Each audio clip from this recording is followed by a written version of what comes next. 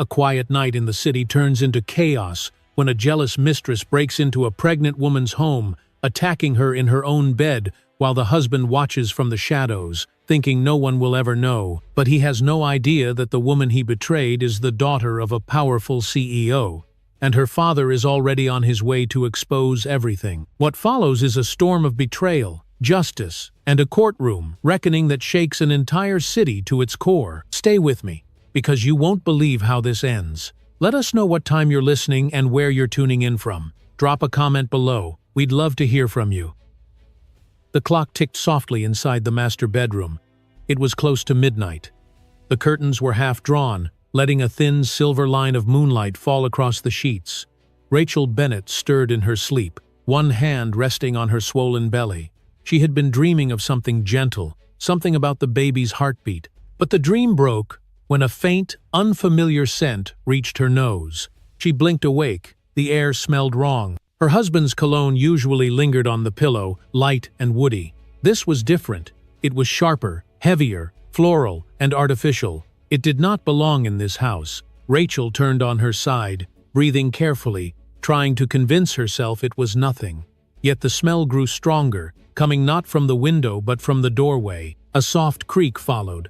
She lifted her head, her hair falling across her cheek. "Derek?" she whispered. No reply came. The only sound was the slow whir of the air purifier. She sat up, pushing the pillow aside. The pregnancy made every movement heavy, but unease forced her to move faster. The digital clock read 11:52 p.m. The bedroom door was half open. Light from the hallway spilled across the carpet. Then a figure appeared in that light. A woman stepped forward, her heels silent on the rug. She wore a red dress that caught the moonlight, and her perfume filled the air. J'adore, unmistakable and invasive. Rachel's lips parted in disbelief. "Vanessa?" Her voice trembled. "What are you doing here?" Vanessa Pierce smiled, but it was not a friendly smile. "I came to see what he ever saw in you," she said, walking closer to the bed. Her tone was cold and measured. "Now I see it. Nothing." Rachel's heartbeat quickened. "You shouldn't be here. Derek." "Derek?" Vanessa laughed softly. "He's not coming. He said you cling to him like a chain. You and that baby." Rachel's fingers searched for her phone on the nightstand, but the device had fallen behind a book. Vanessa saw the movement and tilted her head. "Trying to call Daddy? Or him?" she asked mockingly. Rachel forced herself to stay calm. "Please, I don't want any trouble. Just leave." But Vanessa was already beside the bed. The mattress dipped as she sat down near Rachel's feet. Her eyes glinted in the dim light. "You think carrying his child gives you power? You think that's love?" Rachel shook her head. "You don't understand. You're being used." Vanessa's smile disappeared. "No, you were the one he never wanted. He told me you trapped him with a pregnancy. He said he couldn't even stand to look at you anymore." Rachel flinched. The words hit harder than she expected. For a moment, she forgot the danger, forgot the smell, forgot to breathe. She tried to rise, to push herself away from the woman, but Vanessa's hand shot out and grabbed her wrist. "Let go!" Rachel gasped, pulling back. The movement sent a sharp pain through her abdomen. Vanessa's face twisted. "He promised me this house when you're gone." Her voice broke into anger. "You don't deserve any of it." The slap came without warning. Rachel's head snapped sideways, her cheek burning. The room spun. She tasted iron on her tongue. Her body fell back against the pillows, her breathing ragged. Vanessa stood over her now, her hair falling loose, eyes wild. "If you disappear, he will finally be mine," she hissed. Rachel tried to scream, but only a faint cry escaped. She pressed a hand over her stomach, terrified of the pain rising inside. "Stop," she whispered. "Please, I'm pregnant." Vanessa leaned down, gripping the collar of Rachel's nightgown. "That's the problem." Rachel's other hand fumbled toward the small device on her wrist, a smart band that tracked her heart rate and the baby's. Her trembling finger pressed the side button. A soft beep sounded, then another. The screen lit red. Vanessa froze, startled by the glow. "What is that?" It's for my baby," Rachel said, her voice weak but steady. "It sends an alert when something's wrong." For a second, silence hung heavy. The beeping quickened, pulsing faster with Rachel's heartbeat. Vanessa's breathing grew uneven. She looked toward the doorway, unsure. "You think that matters?" she snapped, but her voice had lost confidence. Rachel's breathing turned shallow. "You should leave." Vanessa took a step back. Her heel caught on the edge of the rug. The motion tipped the bottle of perfume she had placed on the dresser when she entered. It fell, shattered on the floor. The scent burst through the air, overpowering, suffocating. The smell filled Rachel's lungs, and she coughed, tears spilling down her cheeks. Vanessa pressed a hand to her mouth, realizing the mess. She looked once more at Rachel, lying pale and trembling, and muttered, "You brought this on yourself." Then she turned and rushed out, the sound of her heels fading down the hall. The room went silent again except for the rhythmic beep from the smartband. The red light blinked against Rachel's skin, reflecting on the tears running down her face. Her vision blurred. She tried to reach for her phone once more, but her hand slipped off the nightstand. Her body grew heavy. The monitor on her wrist flashed faster. The color deepened, signaling distress. Her lips moved in a broken whisper. "Please, not now." The baby's small kick under her palm was faint, then still. The air felt colder. The smell of perfume mixed with the metallic hint of blood. Rachel's eyes rolled upward as she fought to stay awake. The red light blinked on her wrist again, slower this time, then steady. A camera in the upper corner of the ceiling captured the scene. The woman on the bed, motionless, the spilled perfume glistening on the floor. The house was silent once more, except for that faint, desperate signal blinking red through the dark. A distant alarm pierced the silence. It came first as a faint pulse from the smart band on Rachel's wrist, then grew louder through the house's automated system. Red lights blinked along the hallway walls. The alert traveled to a nearby control center, but inside the house, it sounded like a cry that no one answered. Through the open window, the night carried the echo of the alarm into the quiet street. Across the hedge, a neighbor woke to the strange beeping and the faint thud of something falling. Mrs. Carver, a retired nurse, opened her door and listened. The air smelled of perfume and rain. Then she heard a faint, desperate cry. "Help!" Her hands trembled as she dialed 911. "Something's wrong at the Bennett residence," she said quickly. "A pregnant woman. I think she's hurt." Minutes later, red and blue lights washed over the neighborhood. The ambulance skidded to a stop in the driveway. Paramedics jumped out, carrying equipment. The front door was locked, so a firefighter broke the glass panel beside the handle and reached in. Inside, the alarm tone grew more urgent. The team moved fast, guided by the signal from the medical bracelet that had automatically transmitted distress data. They entered the master bedroom and froze for half a second. The air was thick with the smell of spilled perfume and blood. "Female, 30, approximately 8 months pregnant," one of them said, checking her pulse. "Unconscious, shallow breathing. Get her on the stretcher. Keep the airway clear. Let's move." Rachel's pale hand slid from the sheets as they lifted her. A medic clipped a sensor to her finger. The monitor beeped weakly, showing both her heart rate and the faint pulse of the fetus. Outside, rain began to fall, thin and cold. The wheels of the stretcher bumped against the doorway. Her hair brushed the doorframe as they carried her out. The siren started, slicing through the night. In the city, 30 minutes away, Charles Bennett was sitting in his study reviewing a late report when his phone vibrated. The call came from a private security service he had installed in his daughter's house months ago. The operator's voice shook. "Sir, there's been a medical emergency at your daughter's residence. Paramedics are on scene." Charles was on his feet before the man finished speaking. "What kind of emergency? We don't have details, but the system detected high stress and blood loss indicators." He grabbed his keys, left his desk lamp burning, and ran into the storm. The drive felt endless. The rain blurred the windshield, wipers slicing back and forth. Each red light seemed to last forever. He gripped the steering wheel tighter, his mind filled with fragments of Rachel's laughter as a child, her wedding day, the moment she told him she was expecting. None of it made sense with the words, blood loss. At Street Helena Hospital, emergency lights glowed against wet pavement. When he arrived, the ambulance was already at the bay. He saw paramedics pulling out the stretcher. For a heartbeat, he didn't recognize the pale woman under the oxygen mask. Then he did. "Rachel." His voice cracked through the noise. A nurse tried to stop him. "Sir, please step back." "I'm her father," he said sharply, pushing past her.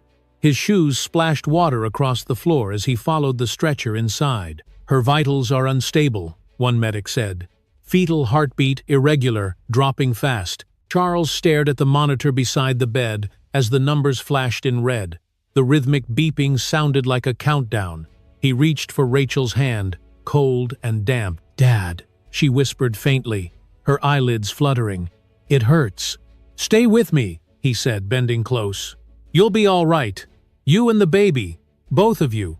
The doctor, a young woman in scrubs, looked up from the monitors. "Sir, we need space to work. She's losing pressure." He stepped back but refused to leave the room. Through the glass partition, he watched as they attached IV lines, placed electrodes on Rachel's chest, and called out numbers he didn't understand. His pulse matched the erratic rhythm of the machine. In the corner, a nurse recorded data from the bracelet. The alert came from this device. It might have saved both lives. Charles swallowed hard. "Then keep it on her." A sudden surge of noise filled the room. The baby's heartbeat faltered on the monitor, dropping to a slower rhythm. The doctor shouted for more oxygen. "Come on, little one," she murmured. Charles pressed his hand against the glass. Helpless, the memory of his wife dying in the same hospital years ago flashed across his mind like lightning. He had promised himself Rachel would never face pain alone. The doctor turned briefly toward him. "We need to stabilize her before any transfer." He nodded, unable to speak. The hallway outside filled with the murmur of nurses and the steady drip of rain against the windows. Time felt suspended. Every second stretched until it hurt. Rachel stirred again, opening her eyes. She looked around, confused, then saw her father's silhouette beyond the glass. "Dad," she whispered, barely audible through the oxygen mask. He entered before anyone could stop him. The nurses hesitated but let him through when they saw the look in his eyes. He knelt beside her, taking her hand carefully. "Rest, sweetheart," he said softly. "I'm here now. You're safe." Tears welled beneath her lashes. "She was here, Vanessa," she said. The rest of the sentence vanished in a shuddering breath. Charles leaned closer, his face pale. "Vanessa, who?" Rachel's lips trembled. "His assistant." He froze. The words struck with the weight of betrayal. The monitor beeped faster as Rachel's stress rose again. "Easy," he whispered. "Don't speak. We'll handle this." The doctor's voice cut through. "Sir," her heart rate spiking. "Please." He nodded and lowered his head beside her. "No one will hurt you again. I swear it." Rachel's grip tightened, then loosened.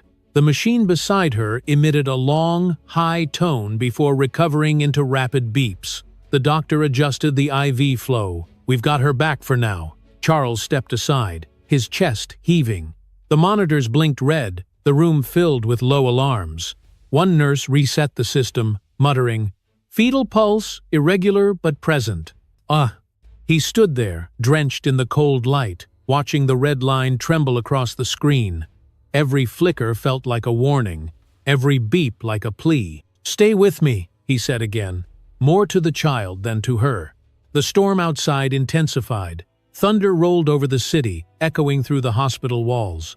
Inside, the rhythmic beeping slowed once more, softer, uncertain. The small red light on the monitor blinked steadily, painting faint reflections across Charles's face as he whispered into the hum of machines, "Don't you dare stop."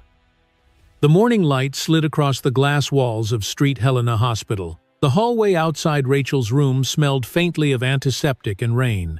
Machines hummed in steady rhythm, but inside Charles Bennett's chest there was only the hard silence of waiting. He stood by the window, arms folded, eyes fixed on nothing. Behind him, a nurse checked Rachel's vitals quietly. The doctors had left instructions to keep her under light sedation until her blood pressure stabilized.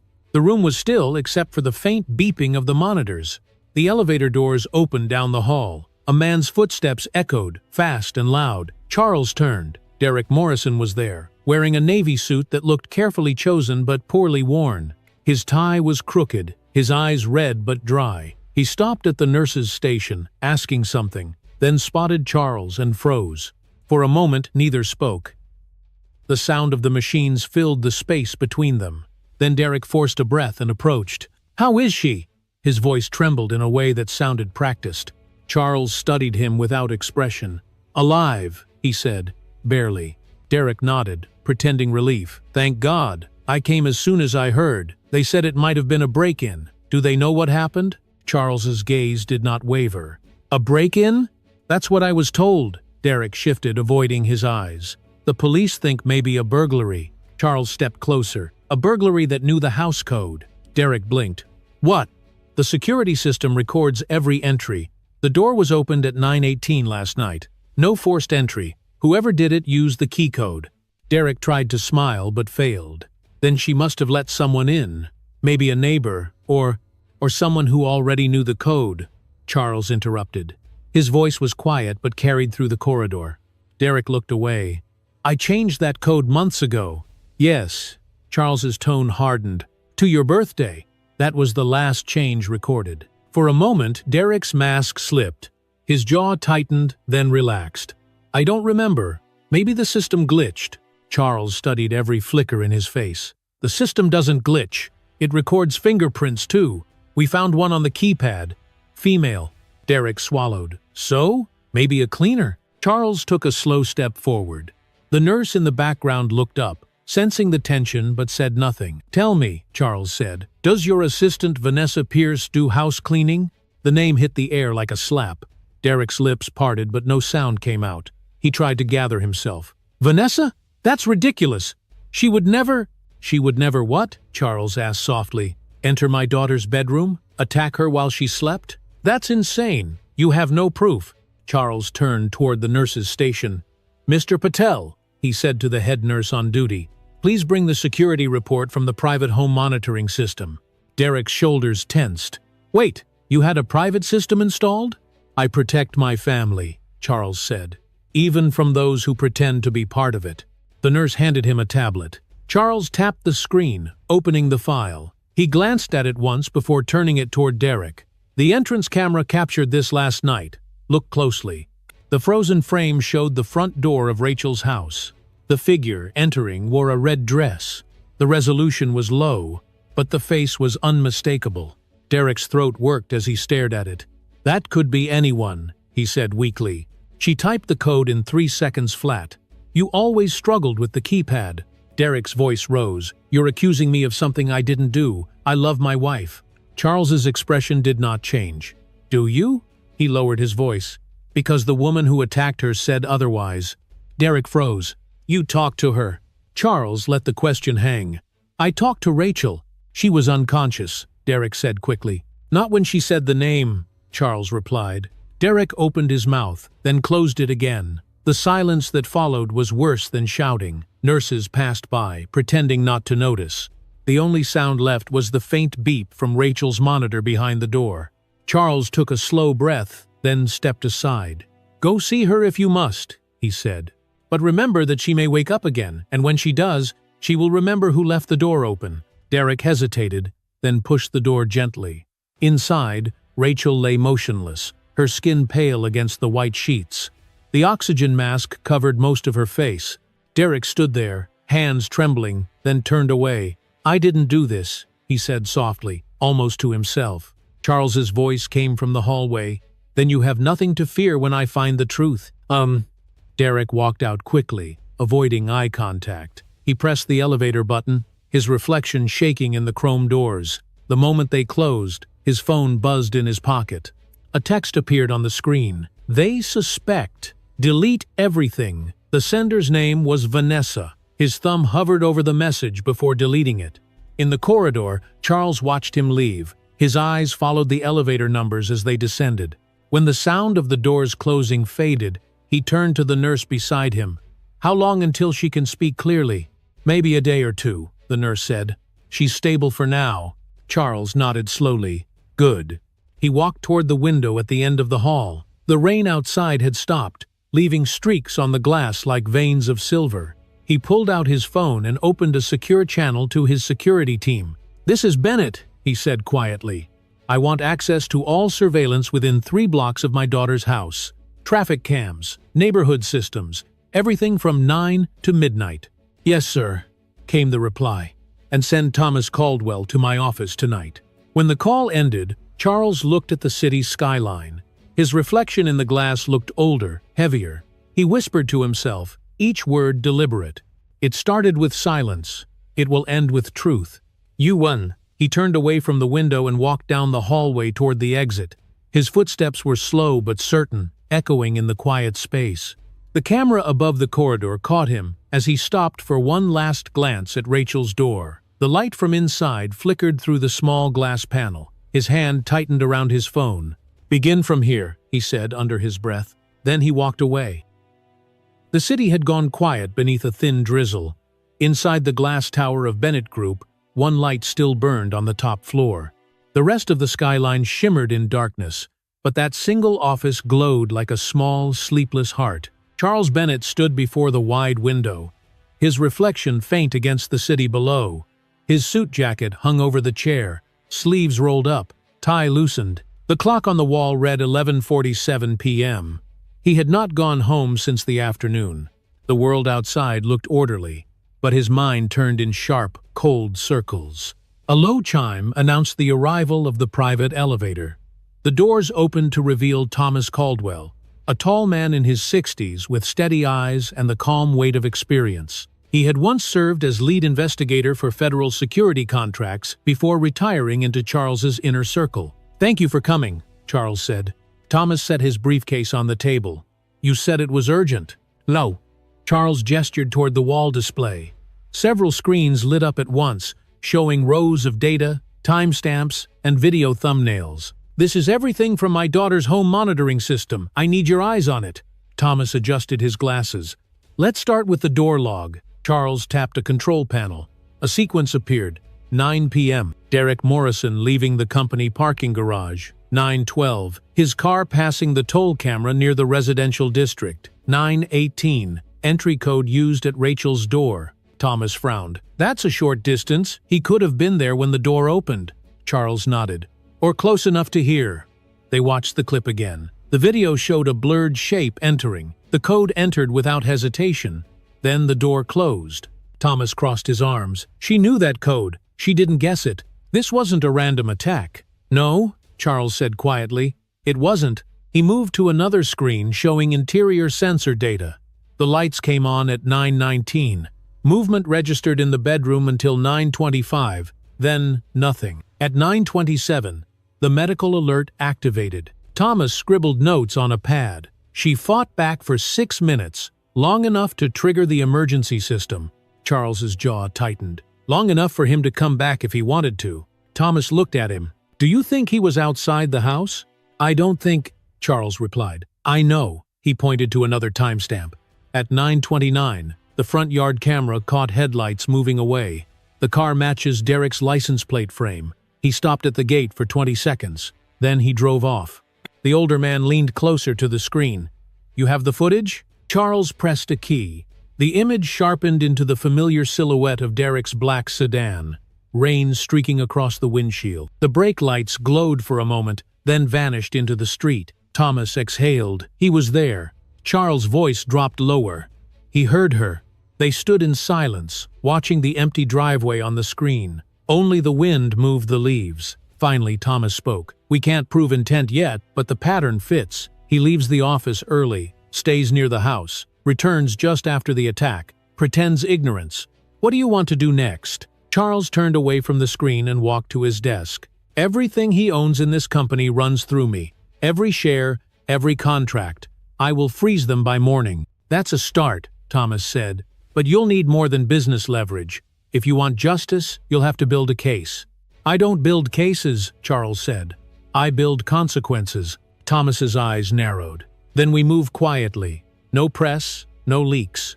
Let me trace the phone records first. If he and Vanessa coordinated, there will be traces."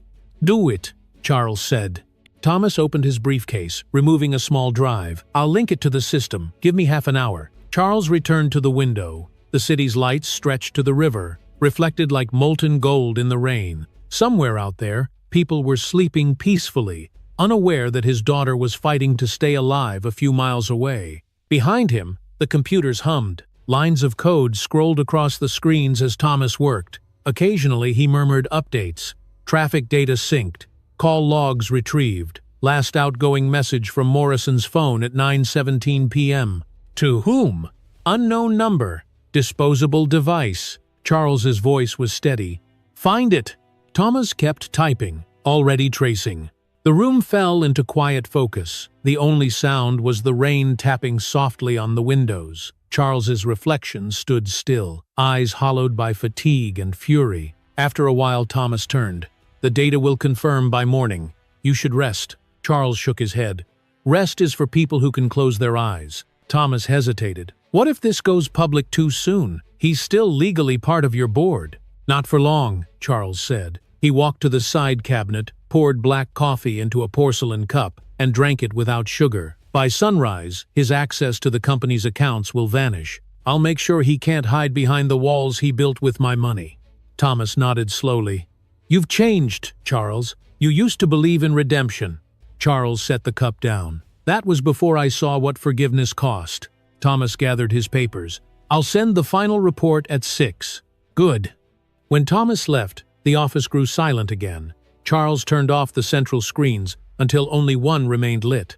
A live feed from the hospital corridor outside Rachel's room. The camera showed nurses moving quietly past the door, the monitor beside her bed flashing faint red. He watched the image for a long time. Then he opened the drawer of his desk and took out a small silver picture frame. Inside was a photograph of a smiling woman holding a little girl by the sea.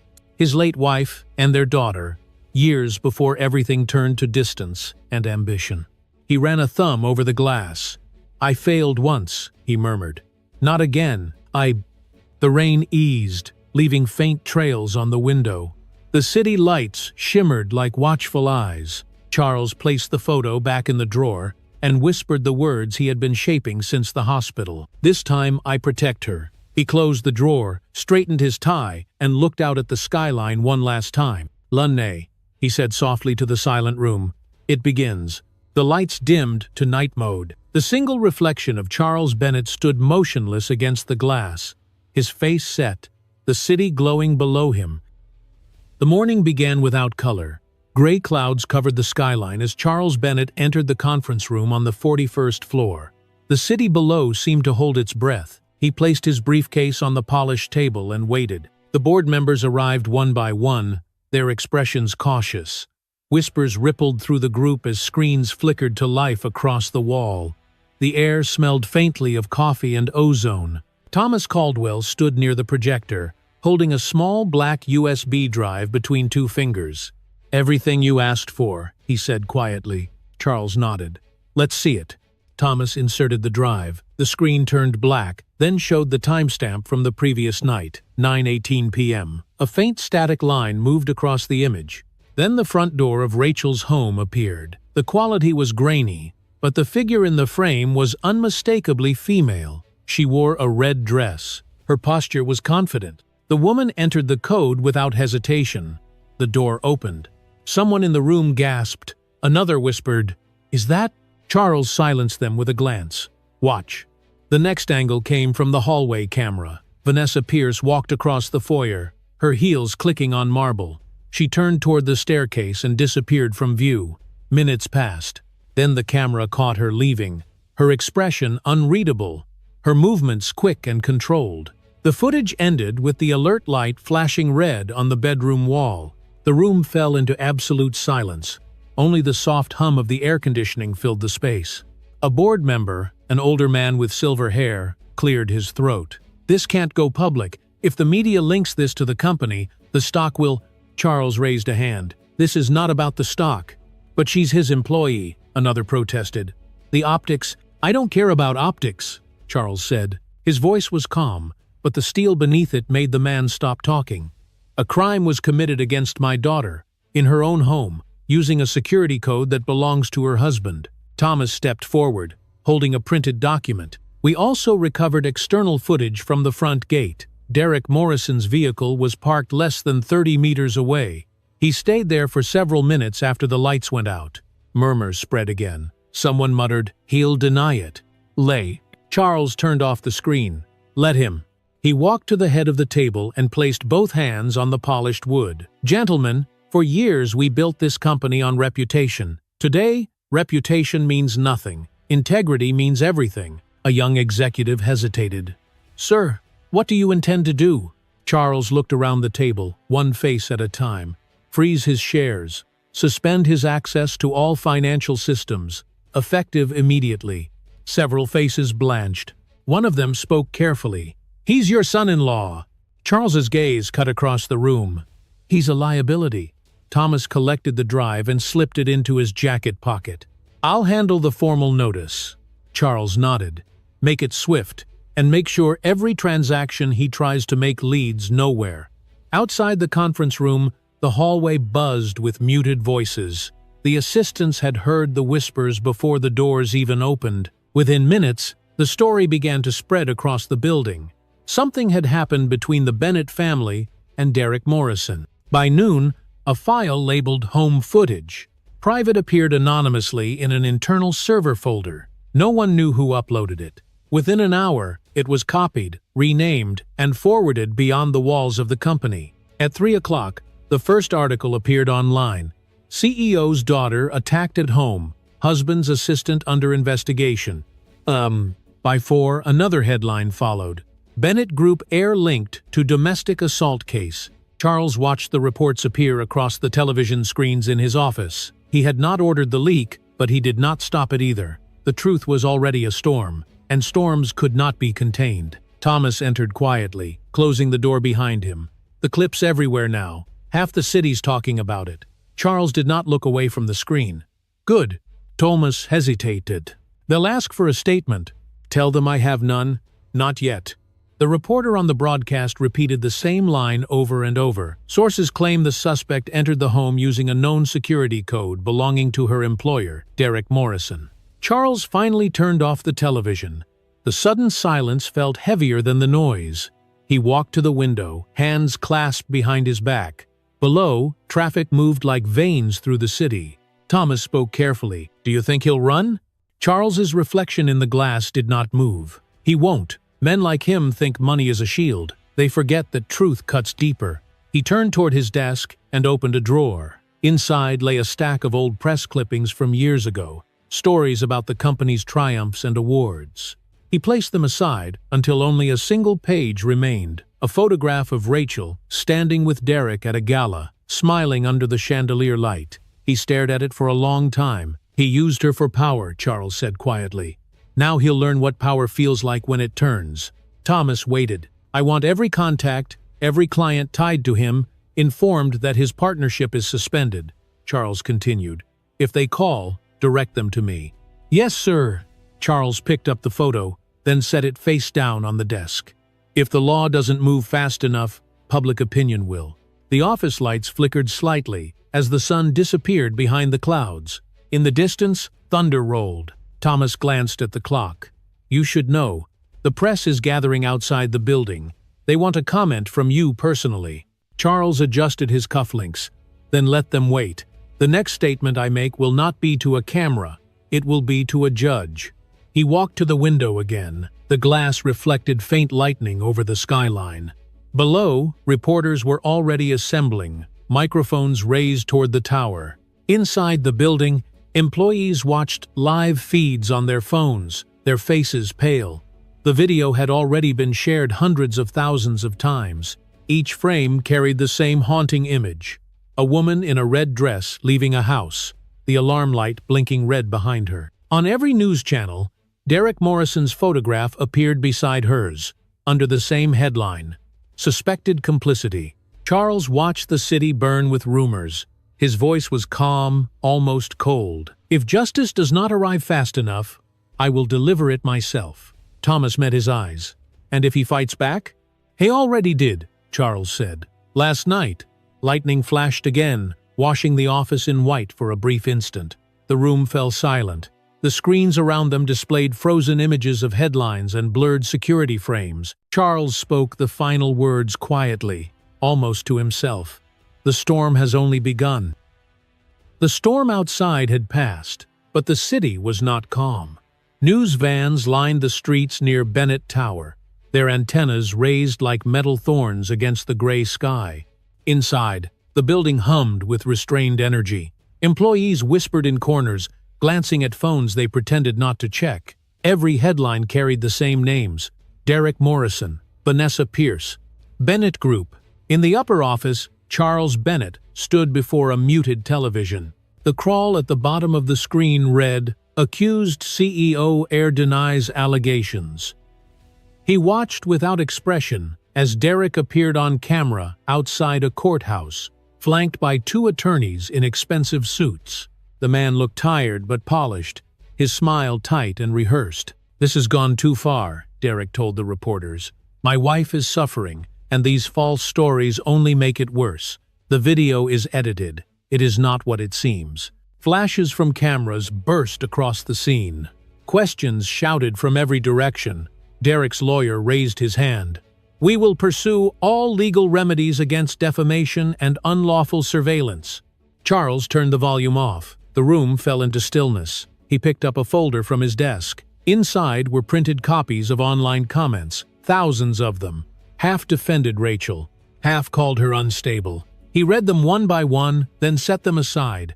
Across the city, in the quiet ward of Street Helena Hospital, Rachel sat upright in her bed. Her hands trembled slightly as she held a notebook. The room was filled with the soft rhythm of the oxygen machine. Her nurse had left tea on the table. The TV was off. She did not want to see Derek's face.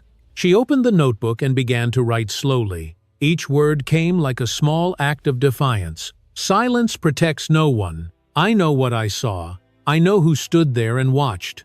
She paused, listening to the faint beep of the fetal monitor. The baby's heartbeat, weak but steady, reminded her why she had to continue. She turned the page and wrote again. "If truth is slow, I will wait, but I will not be quiet." Outside her window, clouds drifted apart, letting sunlight spill across the sheets. She closed the notebook and placed it on the tray beside her. Back in Bennett Tower, Charles met with his legal counsel in the boardroom. A large screen displayed graphs of falling stock prices and viral statistics. His lawyer, a woman named Evelyn Hart, spoke firmly. "He's trying to control the narrative." His legal team filed an injunction to remove the footage from all platforms. Charles listened, unmoving. "Will it succeed?" "Unlikely," she said. "Once it spread online, it became public evidence. But he's using the media to sway sympathy." Thomas Caldwell entered, carrying another stack of documents. The forensic team finished the analysis. The footage is authentic. No cuts, no edits. Time codes match the home system's encrypted log. Evelyn exhaled. "That helps, but it won't stop him from spinning lies." Charles walked to the window. The city looked smaller from here, almost fragile. "Then we tell the truth louder." Evelyn glanced at him. "You want a press conference?" "No," he said. "A statement, not from me, from facts." He turned to Thomas. "Prepare the independent verification report. Send copies to the district attorney, to 3 major networks, and to the law enforcement liaison. Quietly, no press release." Thomas nodded. "Understood." Charles continued. "Also, contact the analytics team. I want every comment, every post, linking her name to instability traced to its source. I suspect his PR firm is behind them." Evelyn looked impressed. "You're declaring a digital war." Charles met her eyes. "I'm answering one." As they left, he returned to his desk. A new message waited on his phone, sent from an anonymous address. It contained 2 photographs. The first showed Derek entering a private restaurant the previous evening. The second showed Vanessa arriving 20 minutes later through the back entrance. He enlarged the images, studying the timestamps. 9:47 p.m., he read aloud. "The night after the leak." He pressed a button on his desk phone. "Thomas." "Yes, sir. Get me the surveillance from that restaurant. I want the security feed before they realize its value." "Already working on it," Thomas said. Charles ended the call and sat in silence. The air conditioner hummed softly. He looked down at his hands and realized they were trembling. Not from fear, but from the steady, measured pulse of anger.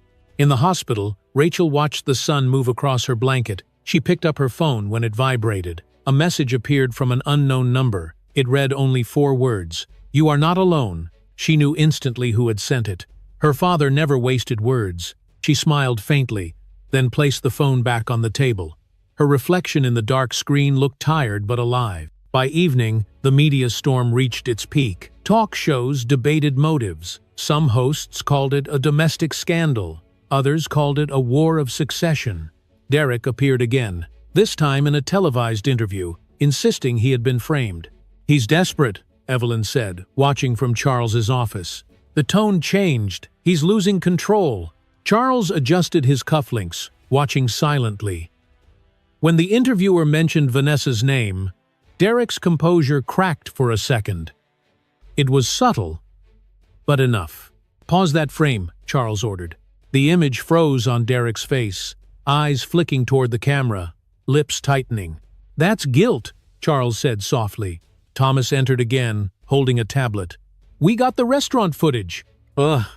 Charles took it, scrolling until he saw what he expected. Derek and Vanessa seated together in a corner booth, heads close, speaking in low tones. At one point, Vanessa handed him a phone.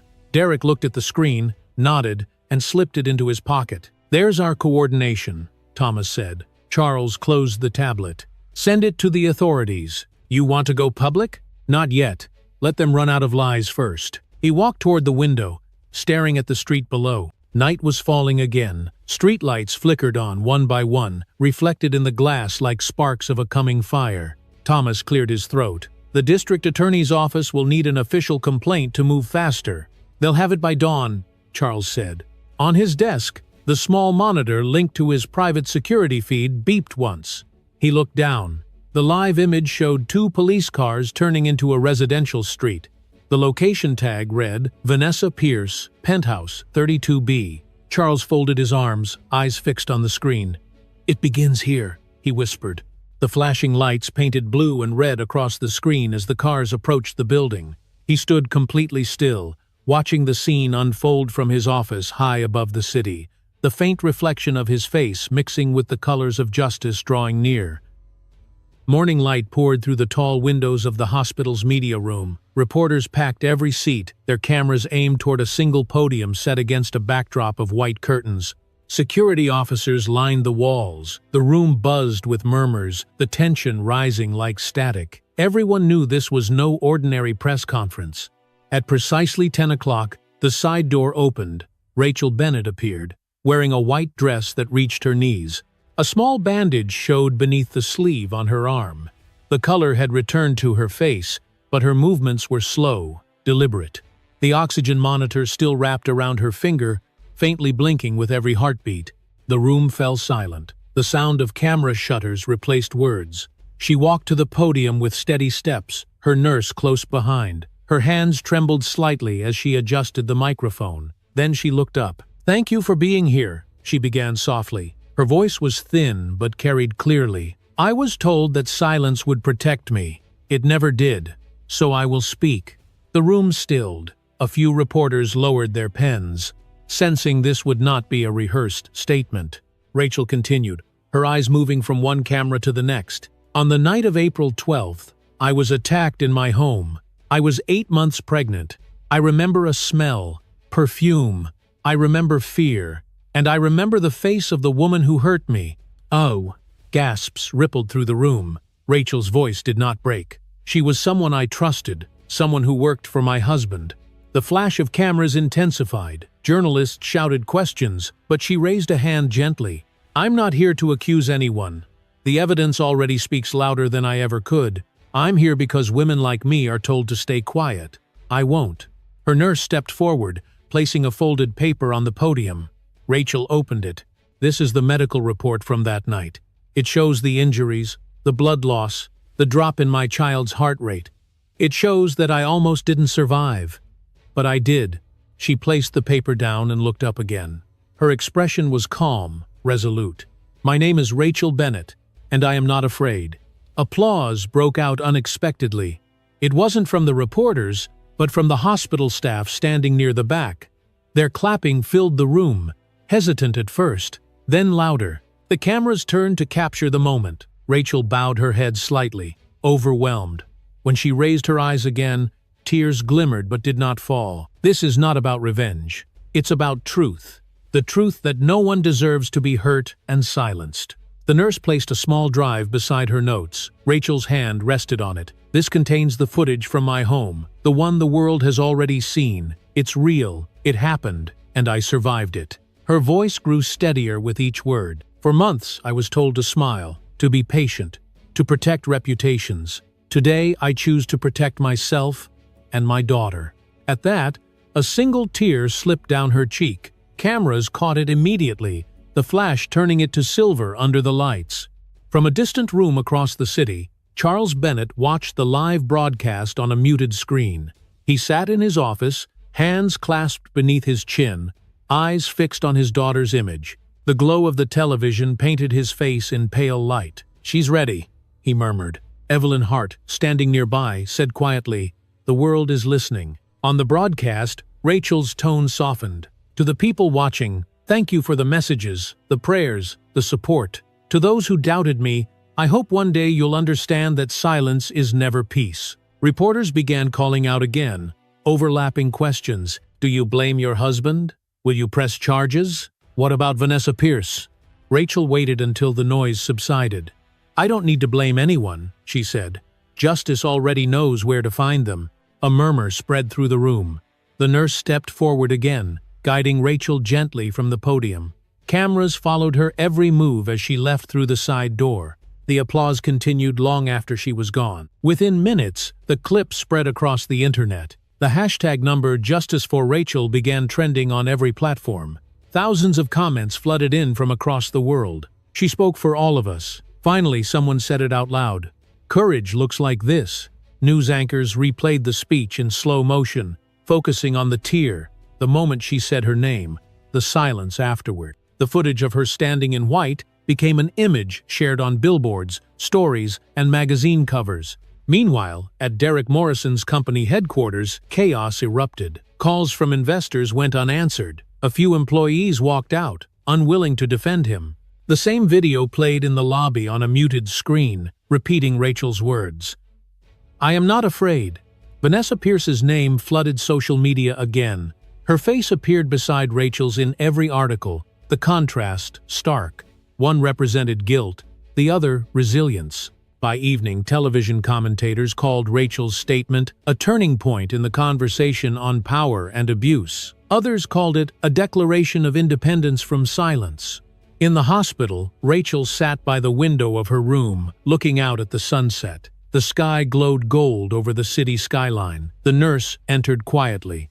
"They said your speech reached almost 1 million viewers already." Rachel smiled faintly. "That's one more reason to heal faster." Lee. Her hand moved to her stomach, feeling a gentle movement beneath her palm. The monitor beside her bed blinked a soft green now instead of red. Across town, Charles turned off the TV. The room returned to silence. He walked to the window where the city lights flickered like scattered stars. For the first time in weeks, his shoulders eased slightly. Evelyn glanced at him. "You did this for her." "No," he said. "She did this for herself." He watched the reflection of the skyline on the glass, each light trembling against the night. The world finally saw what she endured. Now they'll see what truth can do. He remained there as the city continued to react, headlines spreading, voices rising. The sound of applause from the live broadcast lingered faintly through the speakers before fading into quiet. And somewhere across the digital world, Rachel's image, her tear, her strength, continued to travel, illuminating screens like a flame that refused to die. Inside her hospital room, photographers outside caught one final shot through the glass. Rachel holding her stomach, eyes lifted toward the light. The reflection of the sunset shimmered across her tear-streaked face as the flashes painted silver patterns on the window. The city's noise faded into a hush. For a moment, everything stood still. The last flash went off, freezing that image forever. Morning broke with a sky the color of iron. Clouds hung low over the financial district, pressing against the skyline as if waiting for something to collapse. Outside the glass tower of Morrison Global, a crowd had already formed. Reporters held microphones like weapons. Police cruisers idled along the curb. The reflection of their red and blue lights shimmered against the mirrored facade of the building. Inside, Derek Morrison stood in the center of his office, staring at the screens that had once made him feel invincible. Every channel displayed the same image, his own face beside the words, "Official warrant issued." He reached for the remote, turned off the monitor, and exhaled. The door burst open. 2 uniformed officers entered, followed by plainclothes detectives. Their presence filled the room with cold authority. "Mr. Morrison," the lead officer said, "you are under arrest for conspiracy and aggravated assault." Derek's mouth opened, but no words came out. He had imagined this moment 100 times since the story broke, but reality moved slower, heavier. "This is a mistake," he said finally. "I've already spoken with my lawyer." One detective stepped forward, showing the paper. "Signed by Judge Leland at 7:45 this morning. You'll have counsel at booking." Voo. The sound of cameras echoed from the hallway as employees gathered near the open door. Derek straightened his tie, trying to salvage the last fragment of control. "I'll come quietly," he said. When the officer approached with handcuffs, Derek flinched. Not in front of them. The officer's tone was firm. "It's standard procedure." The cuffs clicked shut around his wrists, the sound sharp as glass breaking. Gasps spread among the staff. Phones were raised, recording every second. Someone whispered, "He's really done." Flashes erupted from the lobby below as security escorted him through the glass corridor. The once polished floors reflected the cold glare of the cameras. Derek's shoes slipped slightly on the marble as he walked, shoulders rigid. Outside, reporters shouted questions that blended into a single storm of noise. "Mr. Morrison, do you deny the charges? Was your assistant involved? Did you watch the attack happen?" He said nothing. His jaw tightened. Rain began to fall again. Soft at first, then harder, dotting his shirt with dark stains. The police guided him toward the waiting car. As he stepped onto the pavement, a reporter thrust a microphone near his face. "What do you have to say to your wife?" For a moment, Derek's composure cracked. His lips trembled. Then he looked straight at the cameras. "Tell her this isn't over." The officers pushed him gently into the back seat. The door slammed shut. Across town, in the upper floors of a luxury tower, Vanessa Pierce paced her penthouse living room. She wore a silk robe and heavy makeup, as if armor could hide panic. The morning news played on mute, showing Derek's arrest from every angle. Her phone rang again and again. She ignored it. A knock sounded at the door, sharp, rhythmic. She froze. Another knock, louder this time. Then a man's voice. "Police department. Miss Pierce, we have a warrant." Vanessa backed away, shaking her head. "No, no, no." She snatched her purse and ran toward the balcony, but the door burst open. Two detectives entered, followed by officers in plain uniforms. "Vanessa Pierce," one said clearly, "you are under arrest for conspiracy to commit assault and obstruction of justice." She clutched the purse tighter. "You don't understand. He told me she'd never press charges. He said he'd handle it." The detective's tone remained steady. "Please place the bag on the floor." Vanessa's hands shook, lipstick smeared at the corner of her mouth. She dropped the purse, tears streaking her mascara. "I didn't mean for it to go that far." "Then you can explain it downtown," the officer replied. As they read her rights, the cameras outside the building caught the reflection of the scene through the tall windows. Neighbors filmed from balconies. The first photos hit the internet within minutes. At Bennett Tower, Charles stood before a wall of monitors, each one displaying a different live feed. On the left screen, Derek was being driven through a line of flashing lights. On the right, Vanessa was being escorted through the marble lobby of her building, her face hidden behind dark glasses. Evelyn Hart entered quietly. "It's happening on both sides now," she said. Charles nodded. Justice moves faster when truth has a spotlight. He watched as the police car turned onto the main boulevard.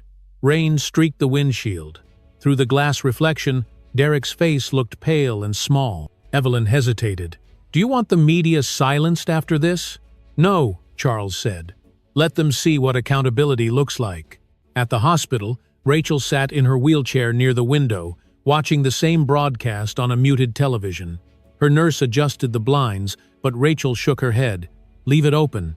On the screen, she saw Derek's image surrounded by reporters, his once polished hair drenched in rain. His lips moved, but the sound was muted. She could imagine the words anyway.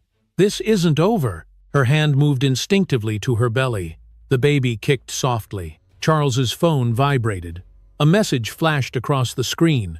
"Both in custody." He turned off the monitors one by one until only a single image remained. A frozen frame of the arrest, lights reflecting in the rain. Down on the street, journalists crowded around the police cars. A young reporter shouted above the noise. "Mr. Bennett, is this justice?" Charles stepped out from the lobby doors. The flashbulbs burst like lightning. He did not answer immediately. The rain soaked his coat, but he did not move. When he finally spoke, his voice was calm, deliberate.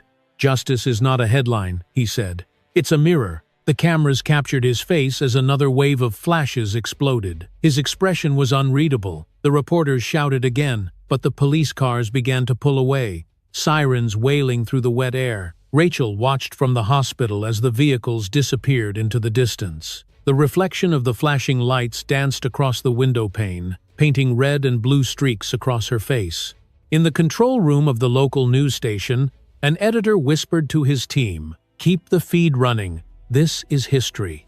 The sirens faded, replaced by the hum of engines and the clicking of cameras resetting. The rain continued to fall, washing the streets clean but leaving the air heavy with electricity. On the final live frame, the handcuffs around Derek Morrison's wrists glinted under a burst of flash. The metal caught the light, white and merciless. Then the camera zoomed in, freezing the moment as the door of the police car closed. The courthouse smelled of polished wood and rain. Outside, crowds filled the steps, holding umbrellas and signs. Television vans lined the street, their antennas rising toward the cloudy sky. Inside, security officers guided people through metal detectors, while reporters whispered updates into microphones. It was the trial everyone had been waiting for. The courtroom itself was large and cold. High windows let in strips of pale light. The seal of the United States District Court hung behind the judge's bench, gleaming under the lamps. Rows of journalists filled the gallery, notebooks open, cameras ready. In the front row sat Charles Bennett, his hands clasped, his eyes fixed forward. Beside him, Rachel rested quietly, her posture calm but unyielding. At the defense table, Derek Morrison sat in a dark suit. His hair was slicked back, but exhaustion lined his face. The silver cufflinks he once wore proudly had been replaced by shaking fingers that would not stay still. Beside him, his attorney leaned in, whispering something meant to reassure. Across the aisle, Vanessa Pierce waited for the proceedings to begin. She looked nothing like the confident woman in the video. Her red hair was tied in a loose bun, her wrists trembling slightly as she rubbed them together. She avoided Derek's eyes. "All rise," the bailiff called out. Everyone stood as Judge Howard entered, robes flowing, expression severe. He took his seat and surveyed the room. "This court is now in session," he said. "Case number 417C, the state versus Derek Morrison and Vanessa Pierce." The murmur in the gallery subsided. The prosecution began with calm precision. The lead prosecutor, a woman with silver glasses and steady tone, addressed the jury. "What you will see and hear today is not speculation. It is proof. Proof that two people conspired to harm a woman who trusted them. Proof that greed and jealousy led to violence." She clicked a remote. The large screen behind her flickered to life. The footage began to play. The jurors leaned forward as the grainy image of Rachel's home appeared. They saw the woman in red enter, walk upstairs, and vanish into the shadows. The silence in the courtroom deepened. When the alarm light flashed on screen, several jurors flinched. Rachel's breathing grew uneven, but she stayed composed. Charles reached over, gently touching her hand beneath the table. The prosecutor paused the footage. "This, ladies and gentlemen, is not fiction. The time code you see here matches the defendant's phone records. At 9:17 p.m., Derek Morrison texted this woman, 'It's open.' She displayed the message on another monitor. Gasps spread across the room. Derek's attorney objected, claiming the text lacked context. The judge overruled. Then came the medical report, read aloud by the attending physician. "Severe abdominal trauma, fetal distress, patient unconscious upon arrival." The prosecutor turned to the witness stand. "Doctor, did the patient survive because of her own action?" "Yes," the doctor said. The emergency alert device on her wrist activated automatically. It sent a signal that saved both lives. The jurors nodded solemnly. When it was Vanessa's turn to testify, the room fell into an uneasy silence. She stood shakily, escorted to the stand by two officers. Her voice was barely audible at first. "They told me I had to," she said. "Who told you?" the prosecutor asked. She looked down at her hands. "He did, Derek." A low murmur swept through the crowd. Derek's lawyer rose immediately. Objection, hearsay. Sustained in part, the judge said. But the witness may describe her direct interactions. Vanessa's eyes filled with tears. He said she was ruining everything, that the baby wasn't even his. He said if she disappeared, we could start over. I didn't mean to hurt her that badly. I just wanted to scare her. Rachel closed her eyes, steadying her breathing. The cameras clicked softly, capturing the moment. The prosecutor approached. Miss Pierce, did the defendant, Mr. Morrison, tell you the access code to Mrs. Bennett's house? Yes. What was it? His birthday. The prosecutor let the silence hang. No further questions. You so. When Derek took the stand, the room tensed again. He looked smaller than before. His confidence eroded. His lawyer guided him with gentle prompts. I never told her to do anything, Derek said quickly. She acted on her own. I loved my wife. I was trying to protect her. The prosecutor stepped forward. Protect her? From what? From herself, he said, his voice cracking. She was unstable. She made up stories. Stories? The prosecutor lifted a folder. Are you saying the video, the text messages, and your assistant's testimony are all stories? Derek's lips tightened. Sweat glistened on his forehead. Mr. Morrison, the prosecutor continued, were you outside your wife's house at the time of the attack? He hesitated. I was nearby. Nearby, she repeated, letting the words settle. And you heard her screams? His jaw clenched. I didn't know what was happening. So you stayed in your car, she said softly. Derek looked down. The silence answered for him. When the prosecutor returned to her table, she said simply, no further questions. The courtroom felt like a held breath. Judge Howard leaned forward. The jury will now deliberate. The minutes stretched into hours. The crowd outside waited in the rain. Umbrellas pressed close together. Inside, the air was heavy with anticipation. When the jurors finally returned, their faces were solemn. The forewoman stood. We find the defendant, Vanessa Pierce, guilty of conspiracy and assault. Vanessa's knees buckled. The bailiff steadied her. And we find the defendant, Derek Morrison, guilty of accomplice to aggravated assault. A low wave of sound filled the room. The judge raised a hand for silence. He turned to the defendants. Miss Pierce, you are sentenced to 15 years in state prison. Mr. Morrison, you are sentenced to 30 years in federal custody. Vanessa began to sob quietly. Derek stared straight ahead, his expression blank, lips trembling. The judge lifted his gavel. May this serve as a reminder that power without conscience destroys everything it touches. He struck the bench once. The sound echoed through the hall like thunder. In the front row, Rachel exhaled for the first time in what felt like years. She looked toward her father. His eyes met hers, steady, unflinching. He leaned close enough for her to hear his whisper. Justice doesn't need vengeance, he said. It only needs courage. She nodded, tears slipping down her cheeks. The judge struck the gavel again. Guilty. The word filled the room, final and absolute. The crowd erupted outside the courthouse, voices rising against the gray sky as the rain began to fall once more. Inside, the echo of that single word lingered like the last sound before silence. The city woke to a calm morning. The storm that had once swallowed it in noise was gone.